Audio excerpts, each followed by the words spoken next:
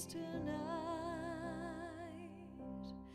flow from me to you.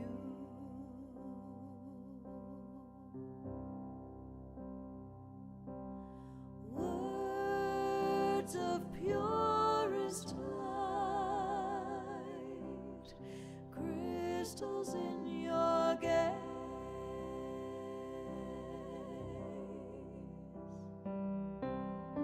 to remind our hearts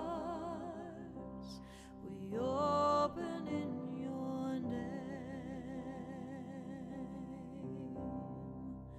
And when we start to fall, and when we lose the call, there's nothing more to do than call on you, love and gratitude.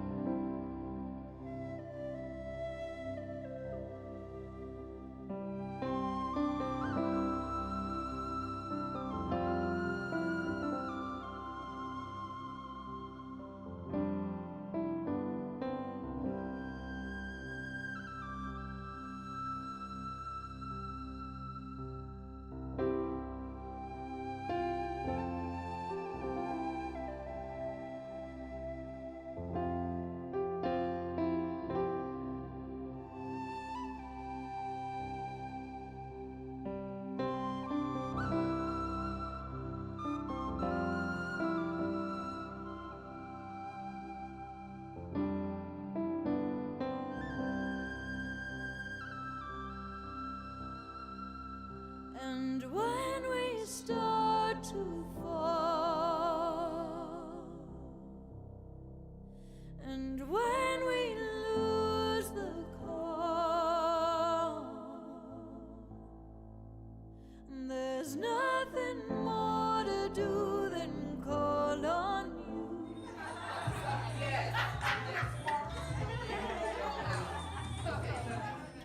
When we forget to see our soul's deep mystery, there's nothing more to do than call on you, love and gratitude, love and gratitude.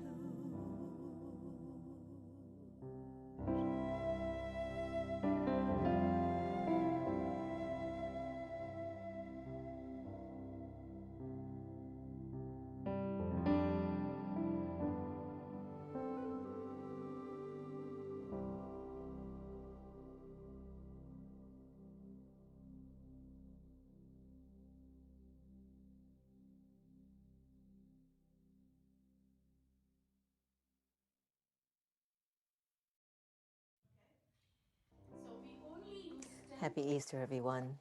Welcome. I love that video that Santosh chose to play today. Again, the memories of the 5 years in the new space. And as I had mentioned in a few segments back, that's not even 1/3 of the beautiful memories that we actually have recorded in the soul. I hope your Easter's been pretty well, and you've deepened your connection with yourself and deepened your connection with Source, but more importantly, deepen your connection with humanity. I think that we are being given such a wonderful opportunity to become a better version of ourselves. And I swear that if we make this time pass us by and we're not able to be our best, I think we're going to cry some serious tears. I want to read you something that was in our morning class. As you know, all of our 9,000 branches are closed, and those in the US are also all closed.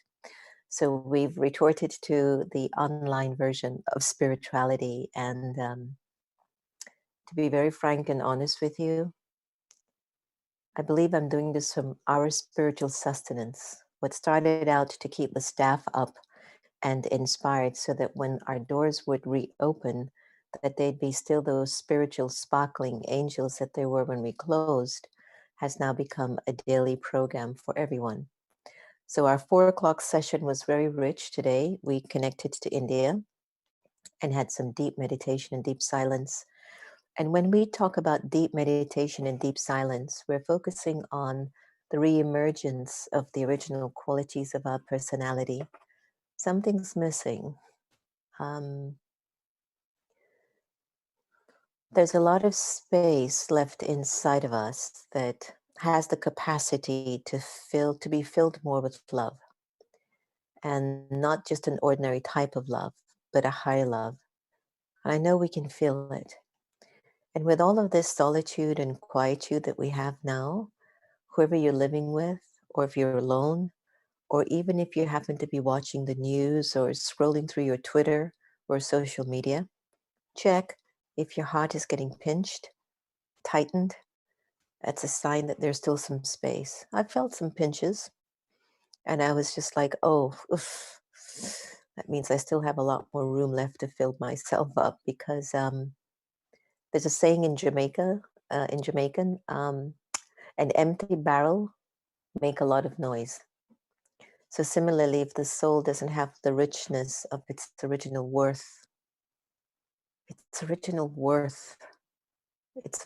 quality, it's going to make a lot of noise post-COVID and during COVID. But as you know, it's my deepest wish that you're okay.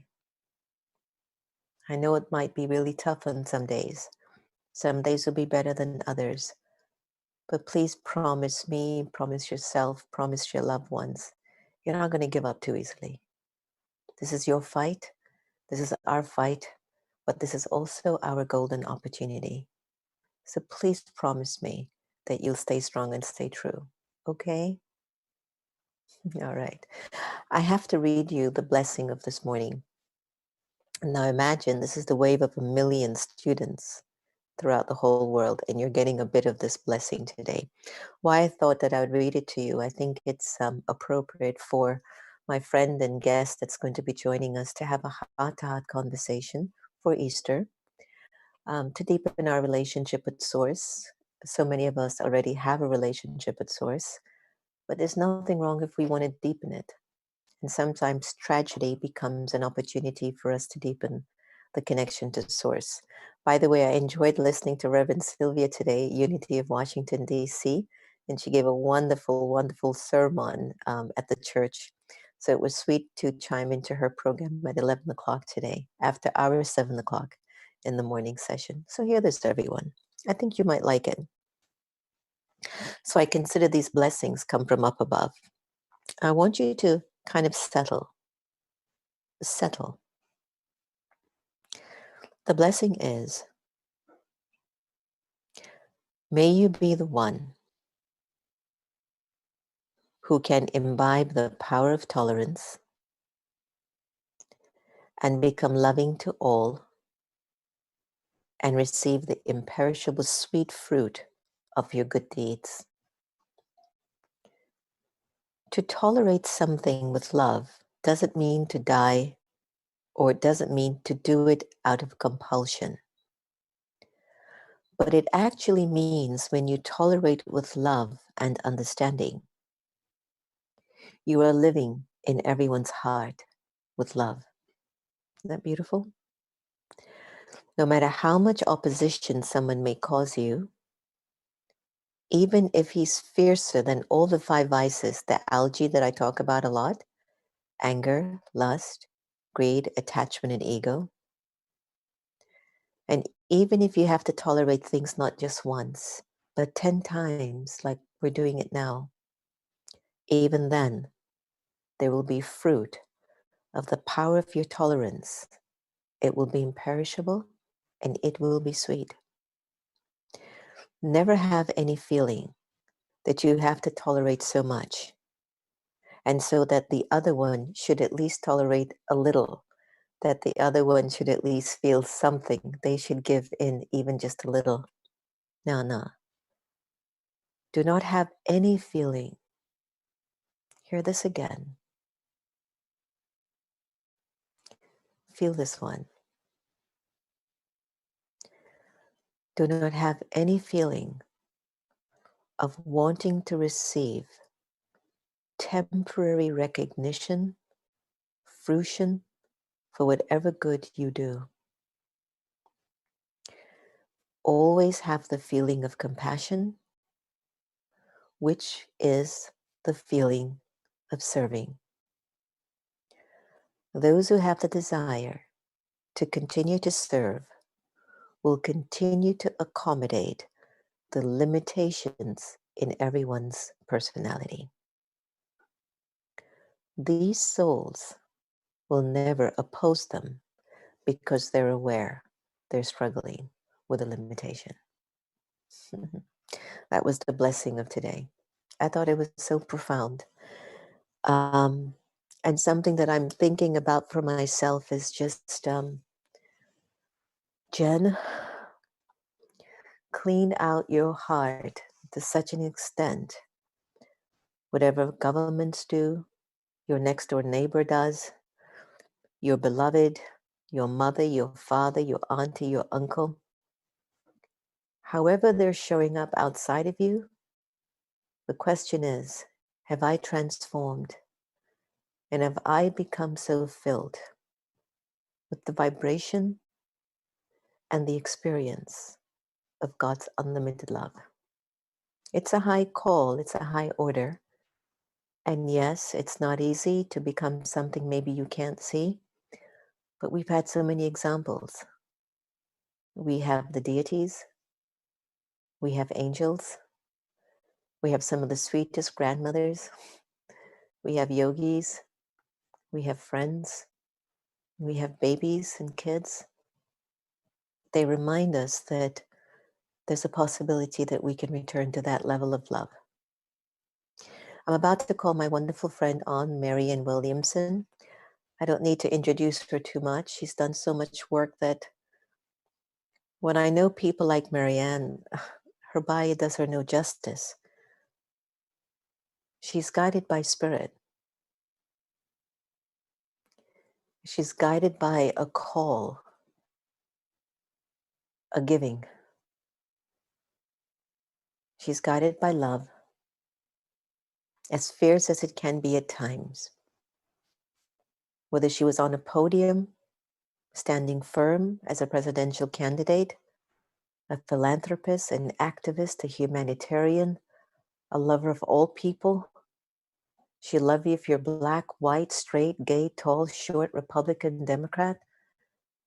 She's going to bring that love to you, but she'll also tell you the way that it is. That's maybe the deepest way, the deepest reason I'm so connected to her soul, because I believe in that wholeheartedly. If you remember the video for the museum, did you see all races at the Meditation Museum? Every race. And all of us and all of the whole staff would treat everyone the same. No one was different. So for the next 5 minutes, enjoy this video. I don't think Marianne has seen this, so she might be a little bit surprised. Hopefully she's watching by now.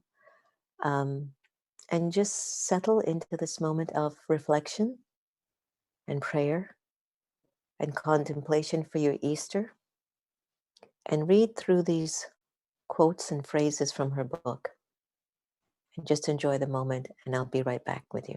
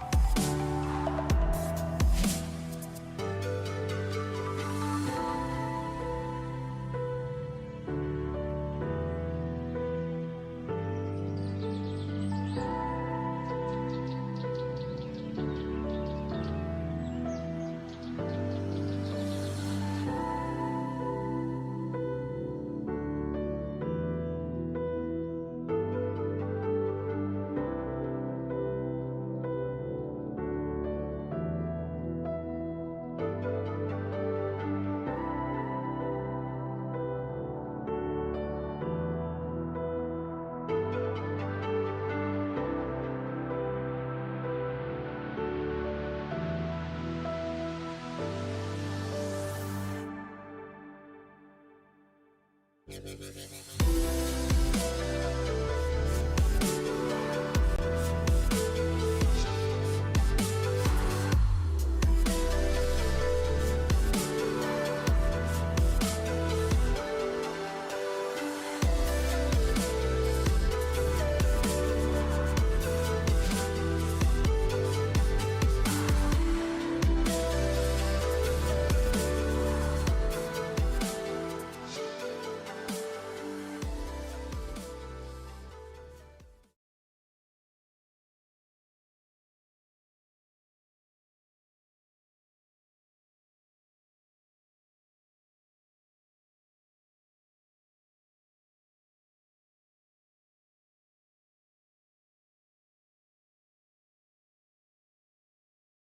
going to need a moment after that video.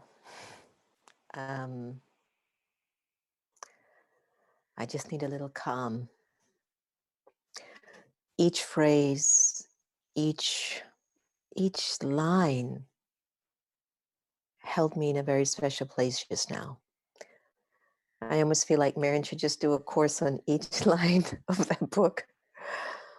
But anyway, it gives me great pleasure to welcome my sweet sister, Marianne Williamson, to the air.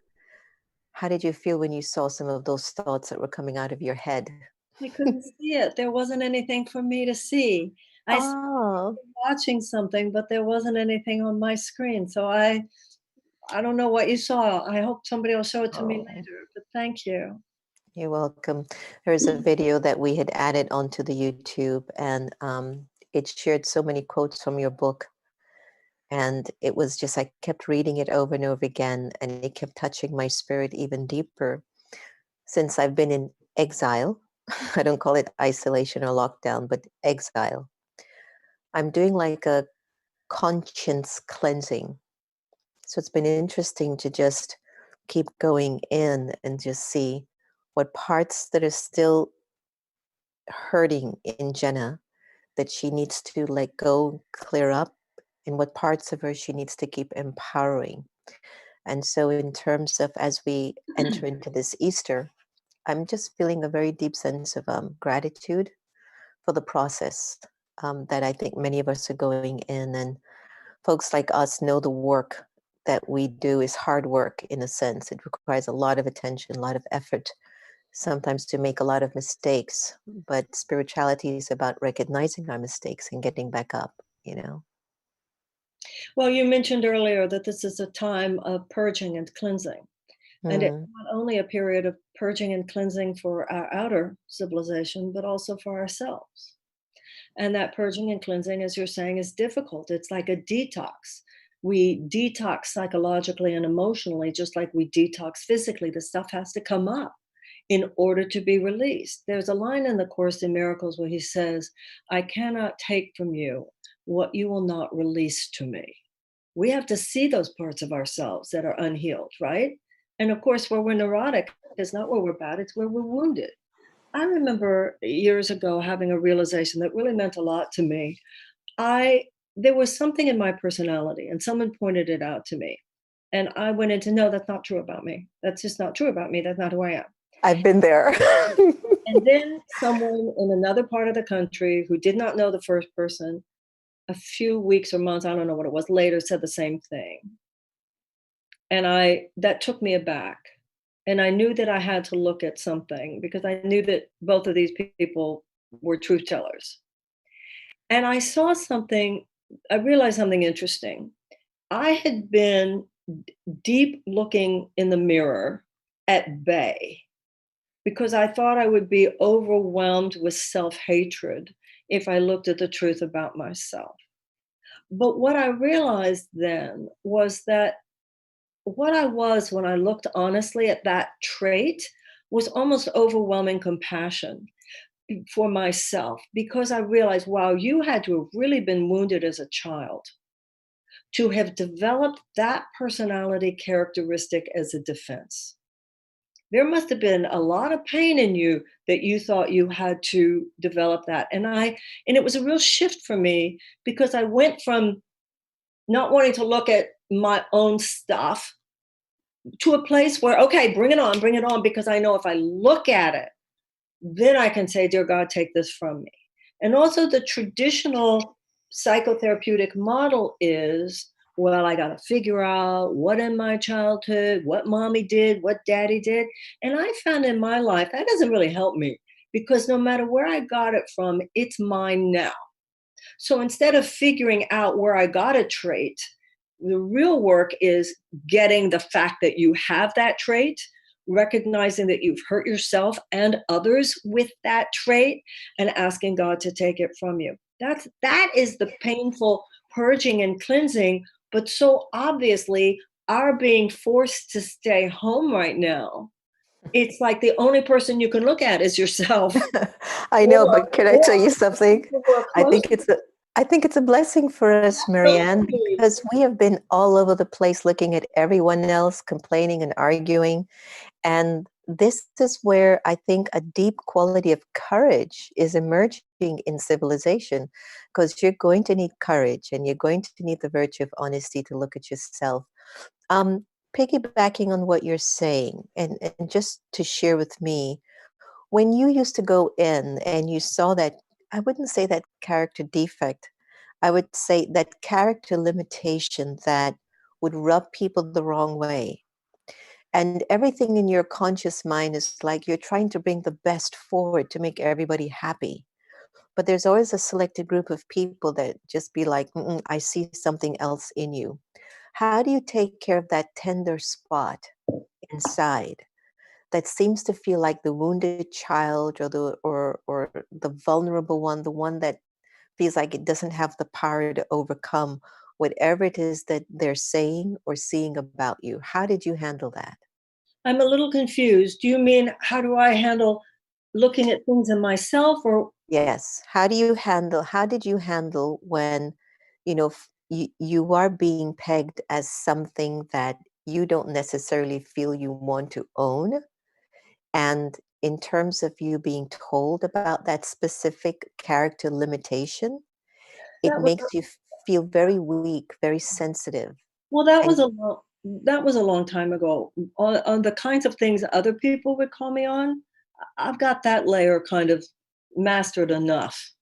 The stuff that is about now is about me calling on myself, calling on it in myself, because only nobody else can see the patterns of self-sabotage or the patterns of undermining.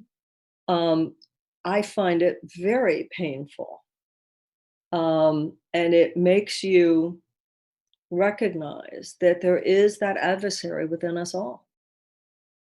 Because I know on the days when I've made the mistakes that I would look back on with deep regret, I did not wake up that morning planning to be a jerk. I did not wake up that morning planning to say just the thing that would make someone I really love want to go away. I didn't wake up that morning saying, oh, I'm going to sabotage this relationship. And that's why the work is so deep, because sometimes the deepest mistakes we make are saved for the things and people we care most about. yes, and I You know, think the our relationship. conversation today about the experience of God, or bringing us closer into this experience of God, I feel this is also another golden opportunity that we're being given. I remembered when this current administration came into power, and I remembered speaking to a few folks. If you keep calling these people's names, it'll just become your natural nature to mention the names of these people without you even knowing it. And now everyone is talking about Corona, and it's just in everyone's conversation. And what I'd love to see is a day when everyone just says, I have love for God. I'm a child of God. I'm emanating the virtues of God. And so I wanted us to be able to have this heart-to-heart moment together, and to invite our viewers to go with us on the journey of an experience of this divine source. So for beginners, I'd love to ask you, Marianne, what's your definition of God first and foremost? And the second one is, how does it feel? How does God feel to you? There's a line in the Course in Miracles where it says, love is beyond what can be taught. But the Course does not aim at teaching the meaning of love, for love is beyond what can be taught. It does aim at removing the blocks to the awareness of love's presence. To me, the presence of God is the presence of the love that is unmitigated. It is unconditional. It is not analyzed away. There are no excuses for why you or the other person doesn't deserve it in this moment. That is the presence of God. And,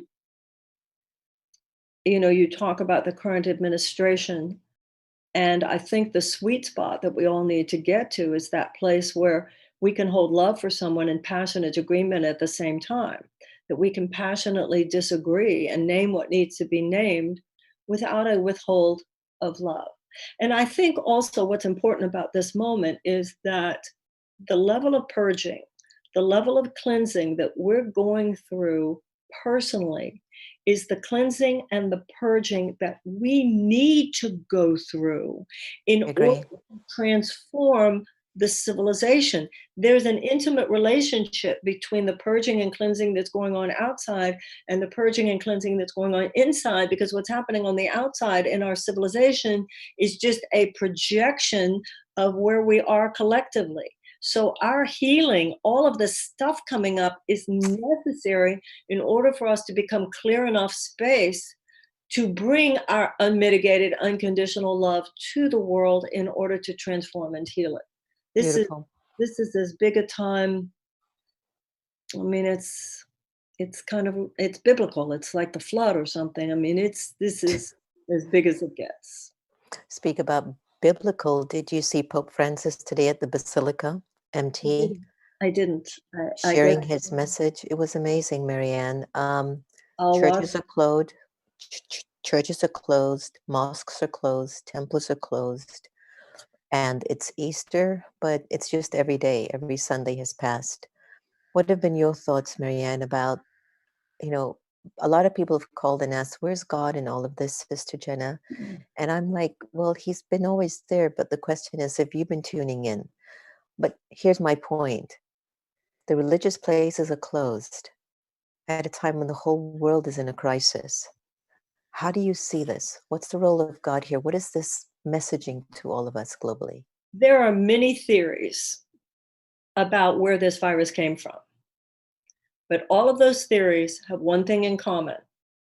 It was either irreverence and lack of love for the planet, irreverence and lack of love for animals, or irreverence and lack of love for people.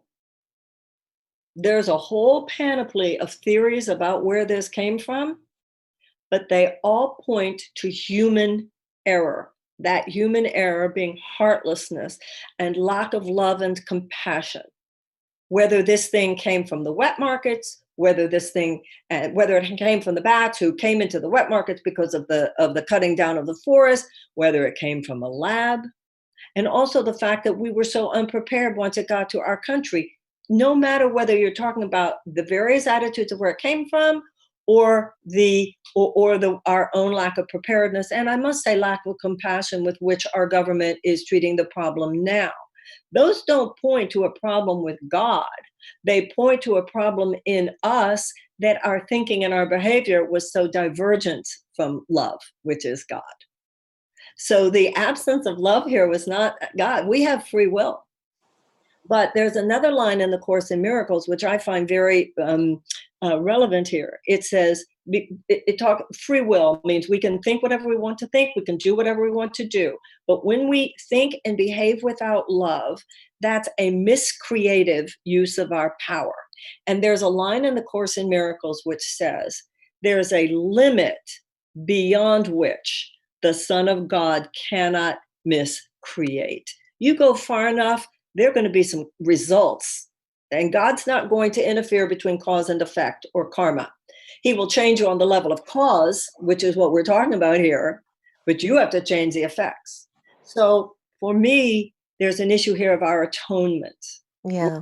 Catholics going to confession, or Jews on the day of Yom Kippur, or AA when they talk about admitting the nature of your wrongs. We have to this is the world we made, and atone for that, and then we can have that cosmic reset. God, What do you think? I'm What do sorry. you think the meaning of all the churches being closed at a time like this? Is this, I mean, is this just about churches, mosques, prophets, sages? It's not about them. What are you doing? They've been leading the way. They've been telling you what to do. You're not following. Now be stuck with yourself. Figure yourself out. Marianne, the religious places are closed at a time when just about every person on the planet is in fear. I think, we need to stop pretending we were all so intimate before this happened. We had become a society where everybody was walking around looking at their own phone or their own tablet, people going out to dinner and not looking up from their tablet. The depth of conversation that you and I have right now is not dependent on whether or not I'm sitting next to you. So in a way, I know I've seen in my life, and I think a lot have. I've had these like family reunions with cousins that I hadn't had done that deep with in a long time. We're having more intimacy on Zoom right now. So, time and space, you and I come from traditions where time and space is just time and space. You can be lying in the same bed with someone and not really close, and you can be thousands of miles away from someone and be very close. So the churches are empty, but the real church is in our hearts. The altar is in our minds. And there's profundity to that too. And the real church and the real places in the heart. We used to have in the Brahma Kumaris that we call this saying the yagya, like each of the meditation centers are called a yagya. And you know what a yagya is? It's where you do a sacrificial fire and a prayer and a puja to get rid of all the bad omens. But that you must keep the yagya in your heart wherever you go, because that's you. That's Yeah. you. What do you think Jesus would be saying or doing at a time like this? Well, I think I believe that Jesus is speaking through all of us who allow ourselves to be vessels for unconditional love. I think that Jesus is saying whatever the loving thing is out of your mouth, my mouth, and everybody's mouth, the moment that we say a loving word or help someone or serve someone or express compassion or tenderness. That's not just what he would be doing, that's what he is doing, whether someone names that force moving them, him, Jesus, or not. Sometimes in our tradition, we tend to define God in the form of the supreme being or the supreme light. And we attach that idea that there are the attributes and the vibrations that comes from God that is equivalent to an ocean of love and an ocean of peace and an ocean of purity. And sometimes when we interact with each other, the kids of this divine source, we get puddles of love from the kids. We get, a canal of peace from the kids, but yet we come from an ocean of this capacity. So I'm feeling that something is happening where I wonder, what is the energy of God doing right now as he sees us all in a different place, moving away from a lot of different distractions? One. And the second thing is, what do you think we need to do to access the presence and the vibrations of the beauty of that energy? There's an old saying, there is no spot where God is not. The universe is both self-organizing and self-correcting. As long as, the golden rule says, do unto others as you would have others do unto you. And then the part that's really implied afterwards, because they will. And if they don't, somebody else will. You will reap what you sow. So as long as we love each other, the world basically works. We have so not loved each other on so many levels that we have now reaped some terrible consequences, which is what heartlessness does. However, the way God's mind works is like a GPS. If you take a wrong turn, it just creates another path. So that's what's happening right now. We are being turned into the people. There's a saying, every problem comes bearing its own solution. This problem is turning us into the people that we need to be to provide the solution. What do we have to do? What you speak and teach so eloquently. We have to pray, we have to meditate, and we have to do this inner work. because that's changing us on the inside. Until we change on the inside, we will not have the capacity of making the changes on the outside. That's why Gandhi said the end is inherent in the means. We want to see who we've been. Look at the world, because that's who we've been. You want a different world? We need to change. You know, there's an article that's going around today, something in the title, The Ultimate Gaslighting, which I posted it on my social media. I'll send it to you. Something about the ultimate gaslighting is on the way. Kind of a strange title, but it really names this part very well because it shows a lot of compassion for us. He said, it's not that we don't care about each other, it's that we've been all busy.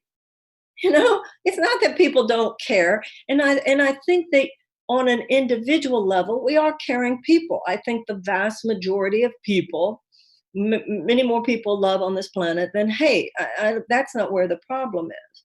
The problem is we have not loved with enough conviction. We have not loved with enough expansiveness. And also we have allowed in too many ways the outer external vessels of politics and economics and society to go on without our vigilant oversight. And I think one of the things that we're learning is that that is very, very dangerous because that in our country is what has left us so vulnerable. At a soul level, why do you think we have blocked ourselves so profusely that we're not able to feel the light coming in to make the transformation? So yes, I believe in self-reflection, meditation, prayer, doing your own inner work. But you and I both know that I believe in the action of whatever it is that you're morphing into, that you still come into action to, contribute something to the world, not just sitting on a mountaintop waiting for the end to happen for a new beginning. So when we see that we're too busy, economy plays a role, politics plays a role, relationships are playing a role. At a spiritual level, what do you think is happening to us as a soul? Put aside the external influence. What has been happening to us at a soul level gradually that we could become so disconnected and not take moments to remember who I am, who I come from, what am I here to do? Sometimes, at least here in the United States, the higher consciousness community is very naive. And we deny the presence of a counterforce. I remember years ago telling myself I didn't have to worry about a devil. There's nothing out there, out in the world trying to snatch my soul. And I remember saying to myself, Marianne, that's all in your mind. Then I realized that's the worst place it could possibly be. That it's gravity. There's spiritual gravity, just like there's physical gravity, and it'll pull you down. And whatever you can call it ego, you can call it shadow, but it doesn't need to get you to behave heartlessly as long as you're not looking at what's happening. That all it has to do is distract you. It's like that line from Edmund Burke, the only thing necessary for evil to triumph is for enough good people to say nothing. So like right now, right? We're suffering. Sister Jenna, 12,000 people starve on this planet every day. There's widespread panic and horror in America today. What do you think there was when we invaded Iraq? What do you think there is in Yemen with Saudi Arabia, American-backed Saudi Arabian forces waging genocide in Yemen? It's not like any of us said, yay, let's do genocide in Yemen. It's not like any of us have said, oh yeah, let's really hurt those innocent people in Iraq. It wasn't like any of us said, yeah, let's starve those children. The ego, devil, shadow, darkness, counterforce, antichrist, whatever you want to call it, doesn't need you to proactively wish people harm as long as you're just too busy or distracted to proactively wish them well. Wow, deep. Wow, okay, let me pause. Let me grab a moment there because the question that I feel like I really need to ask us and even our viewers, do you ever get sad about the conditions of the world? And if and when you do, How do you get out of it? I've been sad about the conditions of the world for a long time. That's why I'm so politically active. I've been saying for a long time, if you're looking at the world and you're not depressed, what's wrong with you? I mean, a lot of these problems were happening before this. Mm-hmm. And what do I do? My running for political office is one of the things that I've done. I've been a political activist and a social activist for a very long time. In terms of when I see the state of my own self, um, when I'm sad, I'm sad. I had one of those mornings this morning. I woke up early this morning and all all I could see, I don't know what made it happen this morning. It has to do with it being Easter. It has to do with the crucifixion, the resurrection. I woke up this morning and so heavy on my mental landscape was every mistake I've ever made, every failure, every time I ever got it wrong. I could not see past anything I'd ever done right. I could give myself no break. And it went on for a couple of hours. And I had to, when I meditated, when I read the Course in Miracles, when I took in the meaning of Jesus and resurrection and all of this, it was lifted, but it was intense. Yeah. We're human. And this purging and this cleansing, it's kind of like the bottom of let's say you have a big pot and you cooked something in it and it's got a lot of stuff on the bottom and it's been in some soapy water and you have to really scrub and that stuff starts coming up. And I think the issue is not to avoid it. And but one of the things that I love about the Easter story is that when the women went to get the body from the cave, the angel said, "He is not here, he is risen." That's a very powerful idea that the body's not even left. Once this stuff is the whole idea is that love is real, nothing else exists. It's nullified. Once you name it, recognize it, atone for it, in the presence of light, darkness cannot be. So in the moment when you made a mistake, you hadn't turned on the light, so the darkness set in, because love is to fear what light is to dark. But when you see it and you put the light in now, then it's gone and those situations are miraculously transformed. So when I see the condition of the world that's sad, I get sad. There's an old Buddhist story about a Buddhist monk at his master's grave. And he was crying. And someone said, "Why are you crying? You're enlightened." And he said, "Because I'm sad."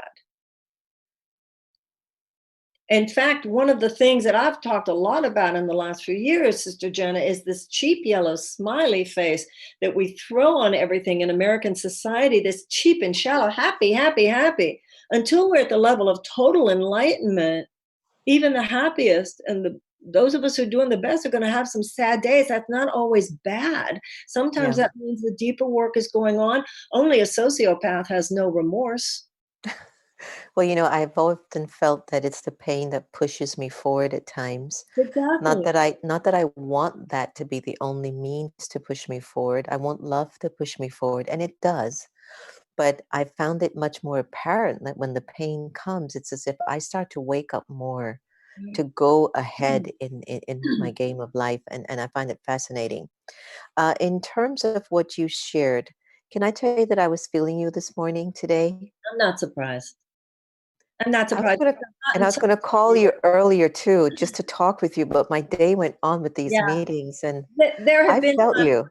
yeah, I'm not surprised because there have been times when I have gotten texts from you at moments that you wouldn't have even consciously known that was a perfect time for me to receive a text from her. So thank you. Thank you. Interesting. Again, I think it proves to us the thought trajectory that we all have now as an opportunity to clean up the inner world. Like I told you earlier in the show, I feel like we're all going through a conscience cleaning. Mm-hmm. And that's what you did this morning, like something maybe in the ethers. I've been going through it just about every day, just checking what part of me is still like unresolved. And I don't want anything to block God's light from flowing through me. And I believe that the reason why there is not, that light emanating on the planet right now is that maybe we're holding on to too many issues of the past and we haven't been honest enough or courageous enough, or here's the best part, we haven't been given enough silence to look inwards. And so when I look at the power of silence, I look at the stillness of, when you see a still lake, how the reflection is so much more clear than a rough wave. And I feel this is what COVID is doing for us. It's giving us enough stillness to really look inwards and sort through these issues that are still pending and needing resolving.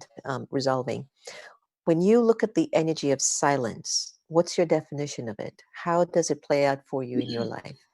Well, I believe in the power of a mantra, or whether it's a specific meditation mantra or the lesson in the Course in Miracles.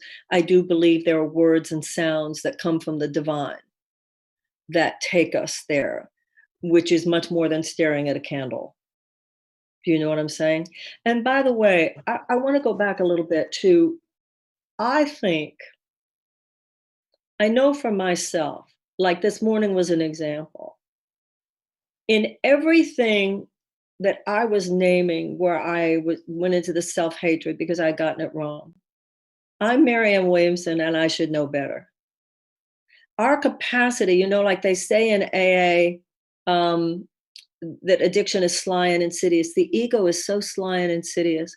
Every mistake that I was seeing in today, I intellectually know better.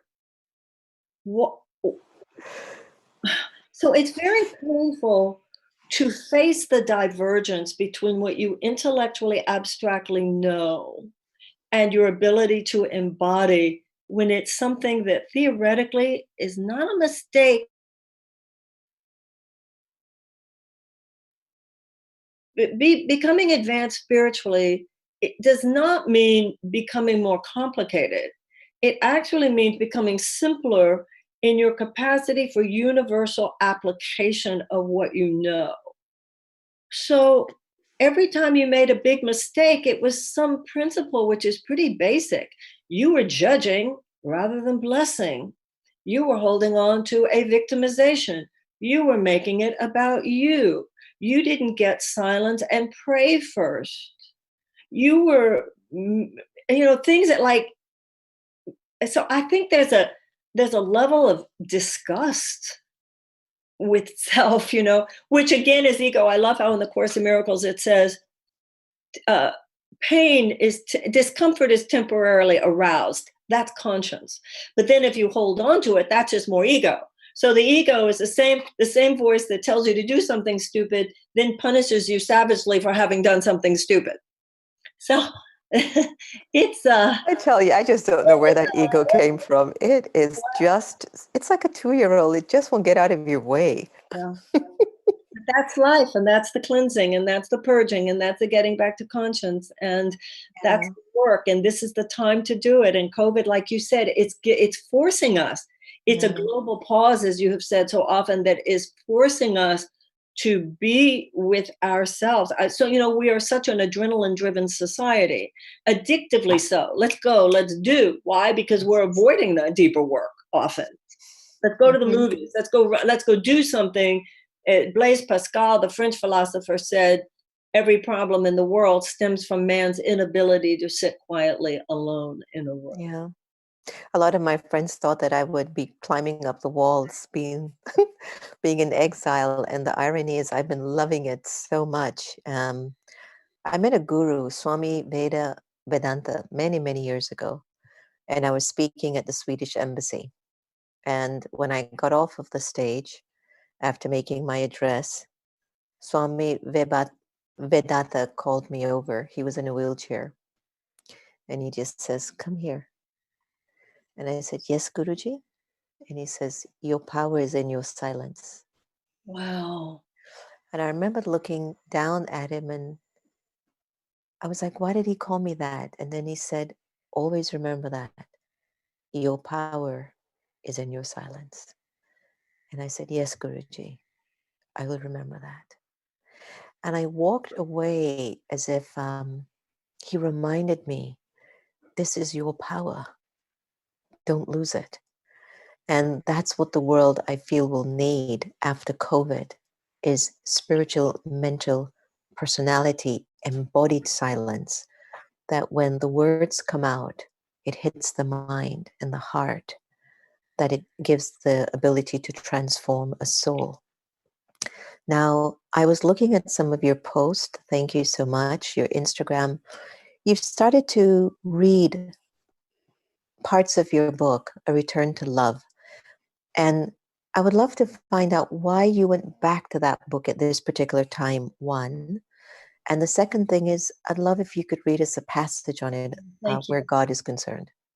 Well, when this started, I think we've all settled into the experience enough that we were over the initial shock of it. But when I started reading A Return to Love, I read a little bit every night. It was because I knew that a lot of people were really having a hard time just making it through the day and night. And it's kind of like a mother reading a bedtime story to a child. Why I started with A Course in Miracles, I don't know. I have put my reading of the workbook exercises from the course on Marianne.com that people can get in their inbox, but I just thought it would be a good idea. I'm looking forward to ending it, though, because I'd really love to read A Politics of Love, too, because I think A Politics of Love talks about some of the changes we need to make on the other side of this. But you Yeah, asked great me read. if I would read a little bit from A Return to Love from the Gods. Could you please? Be glad to. Can I be your little girl and then you be my big mommy and then you just tuck Well, me you into are bed? that. That's sisterly love. In order to love purely, we must surrender our old way of thinking. For most of us, surrendering anything is difficult. We still think of surrender as failure, as something you do when you've lost the war. But spiritual surrender, though passive, is not weak. Actually, it is strong. It is a balance to our aggression. Although aggression is not bad, it's at the heart of creativity. It needs to be tempered by love in order to be an agent of harmony rather than violence. The mind that's separated from God has forgotten how to check in with love before it saunters out into the world. That silence of which you speak. Without love, our actions are hysterical. Without love, we have no wisdom. To surrender to God means to let go and just love. By affirming that love is our priority in a situation, we actualize the power of God. This is not a metaphor, it's fact. We literally use our minds to co-create with Him. Through a mental decision, a conscious recognition of love's importance and our willingness to experience it, we call on a higher power. We set aside our normal mental habit patterns and allow them to be superseded by a different, gentler mode of perception. That is what it means to let a power greater than we are direct our lives. Once we get to the point where we realize that God is love, we understand that following God simply means following the dictates of love. The hurdle we have to face next is the question of whether or not love is such a wise thing to follow. The question is no longer, what is God? The question we ask then is, what is love? Love is energy. It's not something we can perceive with our physical senses, but people can usually tell you when they feel it and when they don't. Very few people feel enough love in their lives because the world has become a rather loveless place. We can hardly even imagine a world in which all of us were in love all the time with everyone. There would be no wars because we wouldn't fight. There would be no hunger because we would feed each other. There would be no environmental breakdown because we would love ourselves and our children and our planet too much to destroy it. There would be no prejudice, oppression, or violence of any kind. There would be no sorrow. There would only be peace.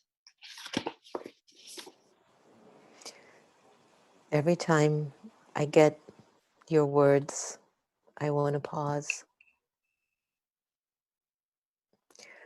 I don't even know if you have any idea of how profoundly powerful they are and pure. Thank you, Jenna. Thank you. So it's because I'm going through my conscience cleansing too. It doesn't help. It just really goes deeper for me to do the adjustments that I know the spirit needs to do, not out of weight or guilt, but out of a sense of responsibility. Responsibility to myself, a responsibility to our humanity. And I find that's important. Would you mind if I just asked you and I to hold just 30 seconds of stillness for our lives and for our humanity? And then we'll ask a few people if they have any questions. I just feel like it's so appropriate for us to connect to God right now. Would you say?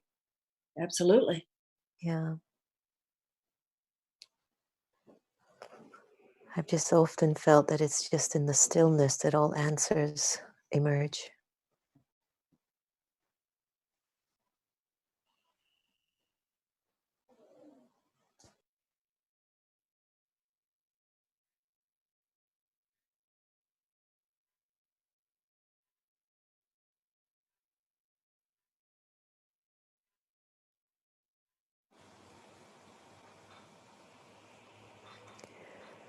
It's so interesting that out of all of this tragic situation, we can get closer to ourselves like we never have in a very long time. In a very, very long time. All right, so we've spoken about a lot of things today as two sweet sisters. We talked about love, we've talked about God, we've talked about ourselves, we've talked about America, we've talked about politics. I think your next book should be A Return to God. Since you have some time on your hands and you can whip them out like that. My book Illuminata was sort of that. Yeah, yeah, yeah. Santosh, do we have any questions for Marianne or myself today? Yes. On Facebook, could you explain the meaning of atonement? Somebody on Facebook wants you to elaborate clearer. What does atonement really mean? Atonement is a very amazing concept. Atonement is the idea, as we were saying before, we have free will. And karma, or cause and effect, is an unalterable law. Once God has created a law, it's anything, it doesn't change. Cause, effect, and God himself will not violate his own laws. Atonement means that we do have the capacity to go back to the moment of wrong-minded cause. You go back and you get it. I messed up. When I said what I said, or when I did what I did, or when I didn't say what I should have said, or when I didn't do what I should have done, I acknowledge that in that moment, I did not let God's voice lead. I did not let love lead. I was not the person I was created to be. But in the infinite mercy of this oceanic love that you were talking about, because time and space aren't real anyway, I can go back in that moment. If I am willing to change on the level of cause, it's like a cosmic reset button. You go back to that moment. I didn't let the spirit of love guide me, but I can choose to do that now. And if I do that, the spirit will undo all the consequences of my wrong decision. If I will let him. And that's there's an amazing prayer on page 90 of the text of the Course in Miracles. This is what happens when the Catholic goes to confession. This is what happens, the Jew on Yom Kippur. You know, Catholics kind of do it as they go along. The Jews, you spend the whole day fasting and acknowledging everything you did that year. I mean, it's so profound.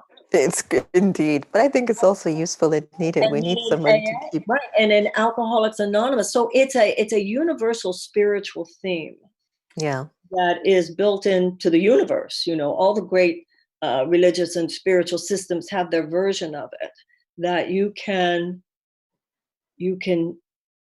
atone. yeah. And I will add that it really as well requires a lot of self-honesty. Yeah, brutal self-honesty. Brutal I mean, self-honesty. Because the ego mind is, well, that 90% of it was what he said. 90% of it was what he did. yes, 90% of it. yes. I would so often say to people who come to me for counseling, yeah, well, let's talk about the 10% of it that was yours. And there's a Yes. line in the Course in Miracles where it says, you pay a very high price for not taking 100% responsibility for your own experience. The price you pay is you won't be able to change it. That's the part of the insidiousness of the ego mind. Yeah. Oh, he did it wrong. She did it wrong. They did that to me. They were bad, because Yeah. the ego doesn't want you to look, no, yeah, and what'd you do? And who were you in the space of that experience when they did that? Or whatever. I get that. I get that. We call that when the soul has garnered so many human experiences that it starts to get attached more to the human consciousness versus the soul consciousness. So then it just starts to become the norm that we start to think, even though we're all souls, we start to think more from a body conscious memory and experience. And that's why I feel like our relationship with God now, it's as if he's trying to erase or clear away that pattern, like what you said in the book, that there's a pattern.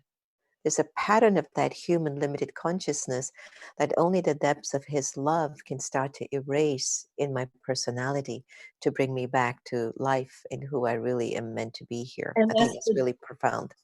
that's the journey of enlightenment, a shift from body identification to spirit identification, because it's only on the level of body that they could do anything to you. Exactly. Exactly.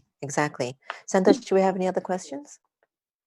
One question is one supposed to trust or increase the faith, or is it to unite collectively with this faith and change all paradigms? Is spiritual work at individual level only? Did you hear that? No, I can't hear. Yeah, it was a tough one. I'm not going to be able to repeat it. Can I just see it for a minute? Can I see it on your phone? So the question here is one supposed to trust or increase the faith, or is it time to unite collectively with this faith and change old paradigms? I'd say yes, for sure. But this goes with it. Is spiritual work only at an individual level? I'd love to hear your thoughts about that also. I feel that there is I have felt, I'm curious what you feel about this. This pandemic and this collective being at home gives me, because there's not all that clutter that's normally there, I have a greater sense of a kind of group mind experience, which I normally only have like in a room. I'm having like with the country and with the world in a way I never did before. Are you feeling that? So that it is a kind of collective work. Yeah, there's a feeling that we're all in this collective karmic scenario together. Yeah. Yet, I feel there are quite a large number of us individually not allowing the karmic debris to pull us down, but we're using the energy of what's going on to actually rise us up and to deepen the connection to source. So I do believe there's a unity going on. There is a sense of tribalism. Oh, we're all in this together. Everybody feels it. And maybe we're getting some insights into what that could do and what that means, that if we unite with love and respect and understanding, that we could actually turn this whole thing around. The question is, will we? I don't know, Marianne. Well, I want us to, but I don't know. We always go there when there's a tragedy. Yeah. We always have this great outpouring of love when there's a tragedy. And what you just said is, of course, the major question. We're at a crossroads. We will not be the same country. We will not be the same people on the other side of this. We will go further into the light or further into the darkness. And which it is, we are literally deciding as we speak. Absolutely. And I haven't had a deep experience of fear since we've started. But I went driving down. We have a peace tree planted on Capitol Hill. It's an official government Om Shanti peace tree. And I just wanted to go and see it during the cherry blossom time because everything was canceled. And I went in the car, Marianne, and I'm driving down the Constitution to get to the Capitol. And I went, oh my God, I can feel the fear. And there weren't a lot of people outside. And then I was realizing that there is a kind of a unity going on with a lot of fear on one side as well. But there has to be a unity of those who are fearless because they're God driven. And I feel that there's an energy of those happening around. That's why I could even feel you today. Like there's a God link. You understand? So there's something going on. Stuff is just moving around right now to determine who goes towards the continuity and help pulling up humanity. And they're just going to be some of God's kids who are going to be like, that's your job. I just want to play. I really don't care about anyone else. This is always going to be about me. And that's going to be their role. But they will play a very integral role in keeping us in check, but also pushing the story forward. I really believe that. I agree. I think it was very beautifully said. I agree. Yeah. Wholeheartedly. Another question, Santosh? Yeah, this is, do you think we will ever respect the animal kingdom and quit eating everything? Somebody's asking, do you think we'll ever really start to respect the animal kingdom and stop eating meat? This is becoming more and more of an issue. I know during my presidential campaign, I called for the end of all factory farming. The issue of food, what we're seeing right now with people, hunger is the food banks are being overwhelmed, and a plant-based diet is clearly a direction on many levels. Like yesterday, I was interviewing a man named Doug Evans about his book called The Sprout Book. You know, I'm one of those people, and I think that this is where a lot of us are. I think a critical mass of us get it. We get it intellectually. I think that question, is there a critical mass of people who understand we must move in the direction of a plant-based diet? I think there are enough of us that get that. But I know from my own experience that actually making the transition is harder for some of us than for others. And that topic is just habit, though. Isn't it just habit? Isn't it just habitual that we really would like to stop eating meat, but the habit is there and it's just so easy to access that well, you say that as someone who doesn't eat meat, right? But I'm half Jamaican, man. I used to eat some serious meat. Right. For some of us, it's more than a habit. It's okay. It's a culture thing. That's no. It's and I can hear all my vegan friends saying, "I'll help you." You can, but for it's not. The switch over into the energy necessary that I know, I'm very aware that my vegan friends have more energy than I do, but getting to that point when you feel like I will not have the energy I need to do, but I need to do today, it's not easy. And that's not an excuse. Although I do want to ask you, because I had a meal with the Dalai Lama and he was eating beef. So explain that to me. Yeah. I don't think he's supposed to be. But my one of my sisters, Sister Jenna, they were driving in a car together in India. And with she had asked him, she had asked him that I've heard that you do indulge in pork.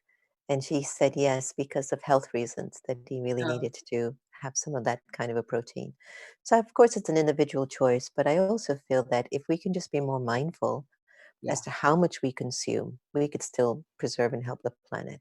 And I've been loving hearing the birds now. I can actually hear the birds. It's unbelievable. Yeah.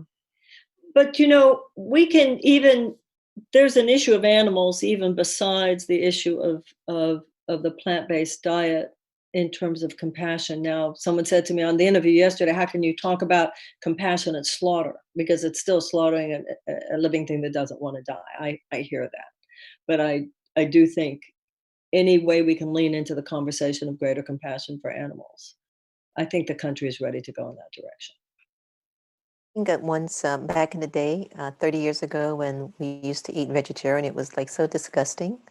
And now it's so tasty that really you won't miss meat. So when you come back to DC, I'll make you some Jamaican jerk tofu. Well, I have enough, there are places I go to and I think, well, if I had this to eat every day, I could make the change. Yeah, I understand. When you move to DC, we'll take care of you. Any last questions, Santosh? Two actually. There's one. It's not a question. One lady says, "Please keep my son in your prayers." He has COVID. A lady on YouTube has asked both of us to please keep her son in our prayer. He has COVID. Her name is Mitra. And the question from Facebook is, can you speak about how we can help to heal the tortured children if the media will allow it to be revealed? How do we speak to children who are being tortured because of the media information? Can you speak about how we can help to heal the tortured children?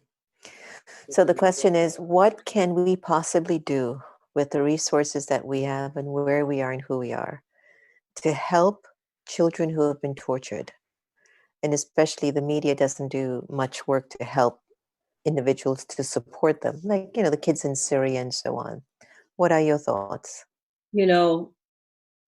I've been thinking about children who are abused in this country. Oh, me And too. right now, the police aren't showing up for things. That's the problem we have. Old people who are alone and their caretakers aren't showing up right now because of COVID. The people who do abuse children have an easier time to do it right now. So I have been thinking about that a lot, actually.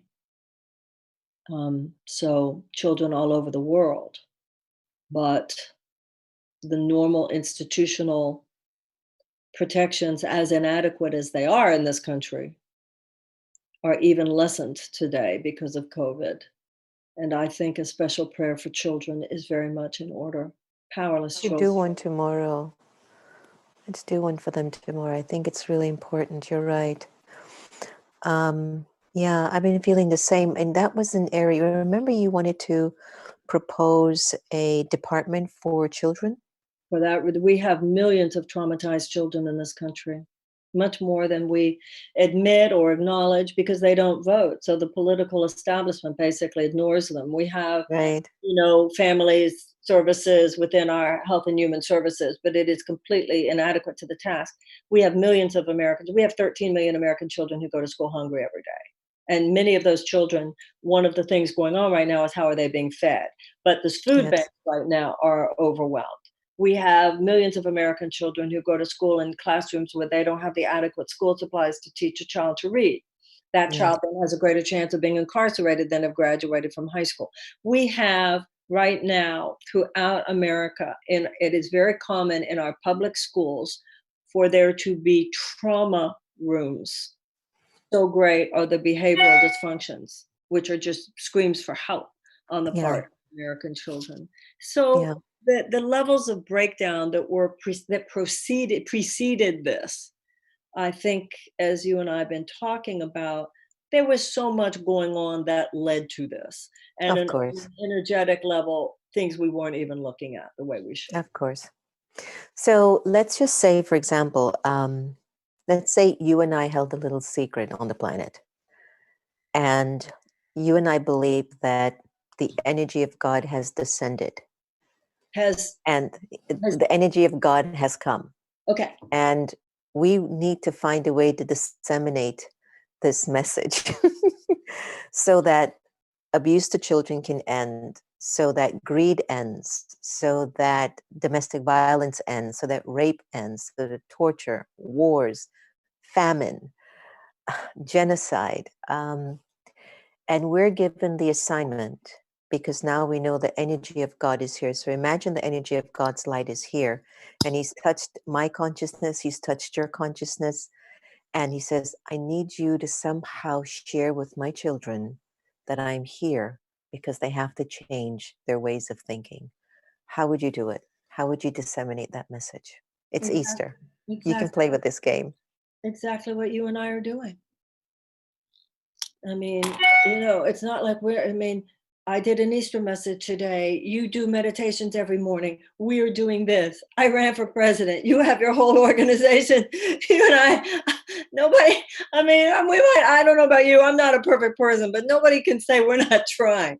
And millions of other people as well. Yeah. Millions Yeah. of other people as well. I've been saying to people for so long that my impression as I go around these days is not that people aren't in place. We just all need to step it up. Mm-hmm. I don't think any of us, if we ask for our dharma, if we ask for our assignment, the problem isn't that people don't know what to do. It's that they're resisting what they know that they should do.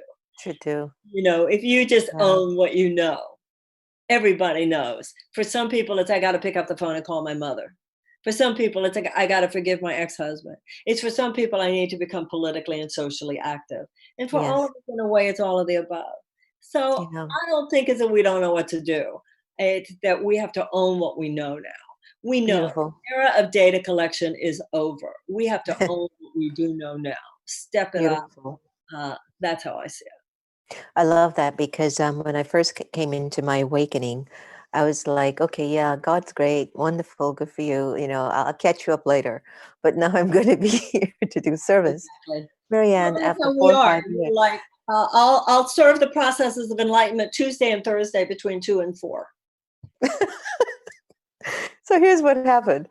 So after I'm like on my journey 3-4 years later, right, I'm realizing, oh my gosh, how am I really going to serve God's kids if I'm not really deeper in service to my relationship with the source?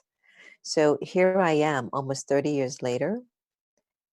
And can I tell you what I'm feeling right now for me personally is it's not about anymore like telling anyone anything. I almost feel like we're just needing to become samples. And maybe that's like the biggest challenge is to become a sample of what I speak. And We, yet I don't think we should give up on that. that's everything because we teach by Yeah. demonstration. I always say I'm not trying to get a message out. I'm trying to get a message in. An ex-boyfriend said to me many years ago, he said something that really stuck with me. I said, when I get it wrong, people are so hard on me. He said, because they expect more. He's right. You and I could talk for hours. And I hope we always will. Yeah. Any final beautiful words that can help our viewers to deepen their link to source tonight before they put their Well, I think heads on their pillow? I think we should all remember that on this day, because it's Easter, billions of people are joining in the thought that miracles are possible. Billions of people are joined in the thought that there is a power of light that cuts the spell of darkness. Mm, And as you would say, take that in the silence beyond the words. beautiful. Do you want to close us off with a little bit of meditation? Marianne Williamson, thank you so much. It's always so great to have you. And I hope everyone also who is watching in totally enjoyed our time together. That was my intention. It's just that we just had a chit chat today and just talk from a place of love and authenticity, which we always do. But I think on behalf of both of us, we would like to invite you. Please deepen your relationship with Source. I think we're given a wonderful opportunity now to do just that. And there's no excuse. Post-COVID, we should be lit. We should be lit. So thank you all for tuning in. And our wonderful sister's going to close us off with a meditation. And we need to do this more to be continued. Thank you for your time and your love and your fieriness. I just love it. Your just feistiness. But at the base of you, every time I talk with you and I'm with you, there's just so much love to give to the whole world, and you just, all these little stuff that comes up to block you, you're like, God, but you just stay in there no matter what. Because let's see what happens after November. And we'll continue to push forth these visions and goodness and love because the world's going to need light more and more. So take us into prayer and meditation. Thank you again, my sweet sister. We see in the middle of our mind a little ball of golden light. We watch this light as it begins to grow larger and larger. Until now, it covers the entire inner vision of our mind.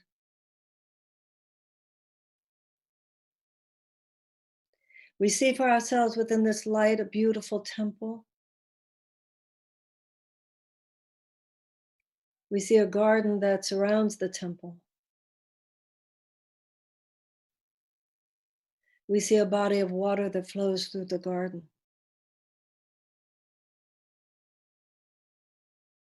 We see that the inside of the temple is lit by this same beautiful golden light.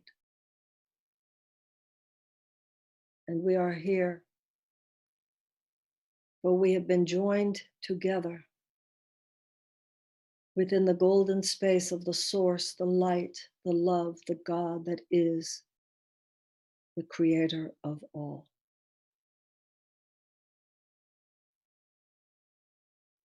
And now we see the expression of our God in whatever way we see.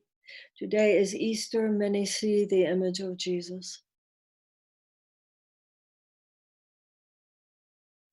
And in whatever way, whether from the hands of Jesus or any other entity or the light itself, we allow ourselves to feel the white light, the golden elixir of spirit now enter us into every cell and every aspect of our being.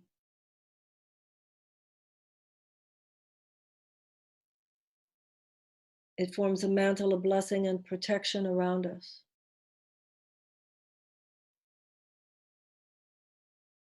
This, the divine physician. We place in his hands the son of the woman who wrote in, Mitra. May the hand of God now be upon all those who suffer with COVID and every other illness. And may this illness now be sent back to the nothingness from whence it came, as we call down the divine light, the template of divine perfection, to restore, to revitalize, to heal, to resurrect.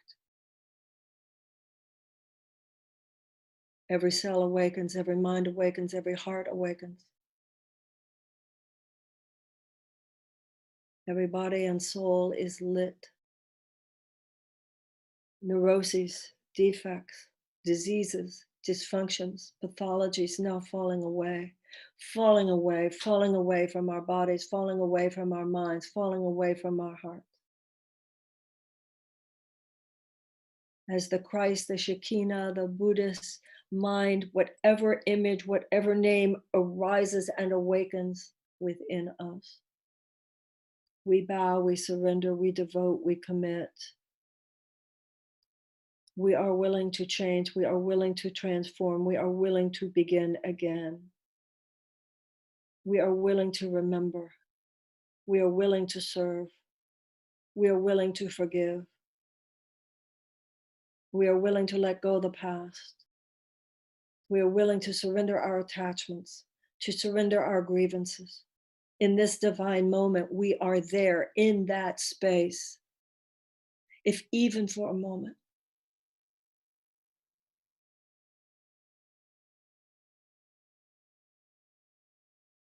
And in this space of divine resurrection of true self, we are amazed. We are resurrected. We are redeemed. We are grateful. We are at peace.